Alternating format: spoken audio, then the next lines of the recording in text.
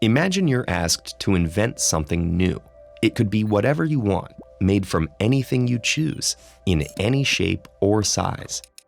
That kind of creative freedom sounds so liberating, doesn't it? Or does it? If you're like most people, you'd probably be paralyzed by this task.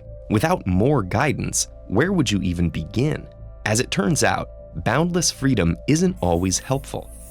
In reality, any project is restricted by many factors, such as the cost, what materials you have at your disposal, and unbreakable laws of physics.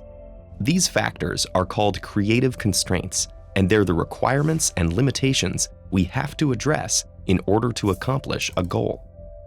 Creative constraints apply across professions to architects and artists, writers, engineers, and scientists.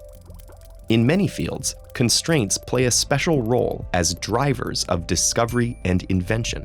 During the scientific process in particular, constraints are an essential part of experimental design. For instance, a scientist studying a new virus would consider, how can I use the tools and techniques at hand to create an experiment that tells me how this virus infects the body's cells? And what are the limits of my knowledge that prevent me from understanding this new viral pathway? In engineering, constraints have us apply our scientific discoveries to invent something new and useful. Take, for example, the landers Viking 1 and 2, which relied on thrusters to arrive safely on the surface of Mars. The problem?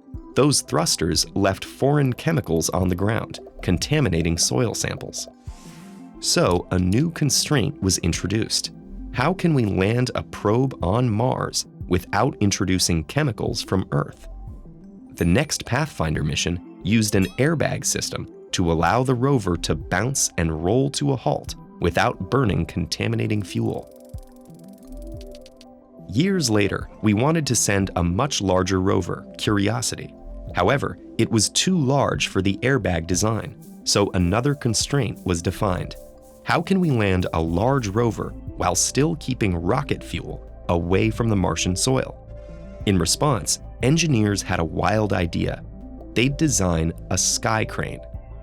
Similar to the claw machine at toy stores, it would lower the rover from high above the surface. With each invention, the engineers demonstrated an essential habit of scientific thinking, that solutions must recognize the limitations of current technology in order to advance it. Sometimes this progress is iterative, as in, how can I make a better parachute to land my rover? And sometimes it's innovative, like how to reach our goal when the best possible parachute isn't going to work. In both cases, the constraints guide decision-making to ensure we reach each objective. Here's another Mars problem yet to be solved. Say we want to send astronauts who will need water. They'd rely on a filtration system that keeps the water very clean and enables 100% recovery. Those are some pretty tough constraints, and we may not have the technology for it now.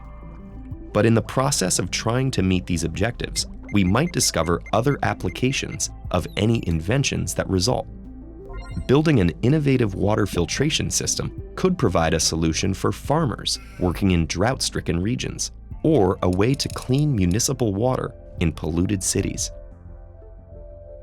In fact, many scientific advances have occurred when serendipitous failures in one field address the constraints of another.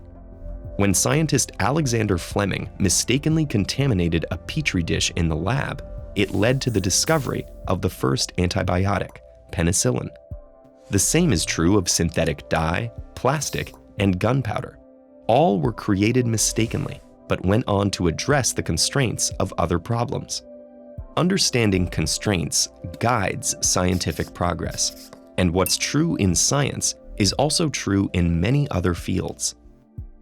Constraints aren't the boundaries of creativity, but the foundation of it.